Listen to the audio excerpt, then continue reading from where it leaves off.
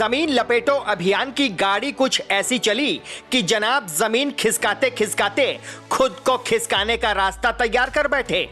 गांव के गांव खिसकाने वाले मौलवी साहब ने खिसक खिसक कर महाकुंभ की जमीन को भी खिसकाने का प्लान बना लिया। लेकिन मोदी सरकार ने भी मौलवी साहब के झोले से जमीन बचाने का अभियान छेड़ दिया है और अल्टीमेटम दे दिया है कि मौलवी साहब हद को पहचानिए, क्योंकि बेहद तो आपका झोला भी नहीं है। कितनी ही जमीन खिसकाइएगा। और अब मोदी सरकार नो कॉम्प्रोमाइज के मूड में आ चुकी है, यानी कि जो नियम बनाए जाएंगे मौलवी साहब वैसे ही पेश आएंगे। और इसी एवज में जेपीसी की जो बैठक हुई उसमें वक्फ बिल में बदलावों को लेकर मंजूरी दे दी गई है। वक्फ का जमीन लपेटो अभियान कब होगा अंत का ऐलान? संभल, मथुरा, विश्वनाथ, क्या मिलेगा महंतों का साथ? महायज्ञ का आरंभ, वक्फ की मनमानी का अंत। किसका सियासी एजेंडा, कौन पॉलिटिकली इनकरेक्ट? जेपीसी के अध्यक्ष जगदंबिका पाल, जो कि बीजेपी सांसद हैं, उन्होंने कहा कि इस फाइनल मीटिंग में सभी 44 संशोधनों पर चर्चा की गई। इनमें एनडीए सांसद के 14 सुझावों को मंजूरी दे दी गई है। इस बैठक में विपक्ष ने कुछ खास प्रस्ताव रखे, लेकिन वोटिंग के दौरान इन्हें नकार दिया गया।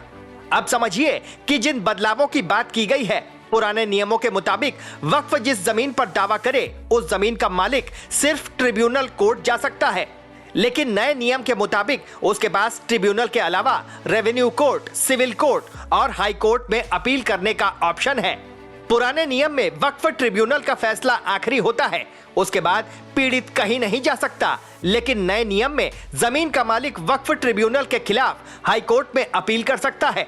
वक्फ का नियम कहता है कि मस्जिद या इस्लामिक उद्देश्य के लिए बनी भूमि ऑटोमेटिक वक्फ की हो जाती है।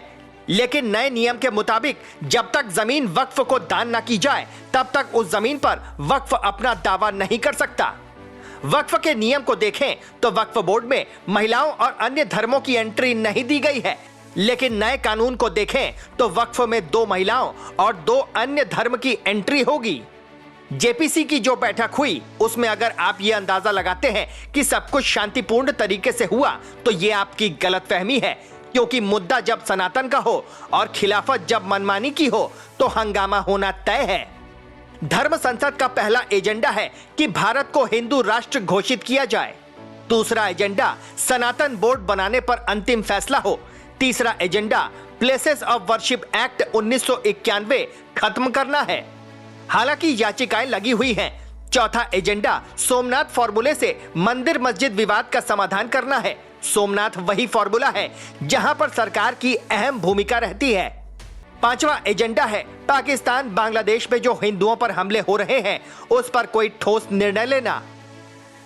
खैर, वक्फ संशोधन विधेयक पर जॉइंट पार्लियामेंट्री कमेटी बजट सत्र के दौरान अपनी रिपोर्ट पेश करेगी। संसद के शीतकालीन सत्र के दौरान समिति का कार्यकाल बढ़ा दिया गया था। वक्फ संपत्तियों को रेगुलराइज करने के लिए बने वक्फ एक्ट 1995 की मिसमैनेजमेंट, भ्रष्टाचार और अतिक्रमण जैसे मुद्दों के लिए आलोचना की जाती रही है। यानी कि अब देश में जो तस्वीर नजर आ रही है वो ये है कि एक तरफ सनातन बोर्ड के लिए महायज्ञ शुरू हो चुका है, दूसरी तरफ वक्फ बोर्ड के लपेटो अभियान पर कैंची चलने का वक्त आ चुका है। इतिहास से सीख लेकर अब साधु संत भविष्य को सुधारने की ओर बढ़ चुके हैं। जो बीत गया उसे दोबारा लाने की चाह और जो आने वाला है उसे सुधारने की राह तैयार हो रही है। Team news watch India.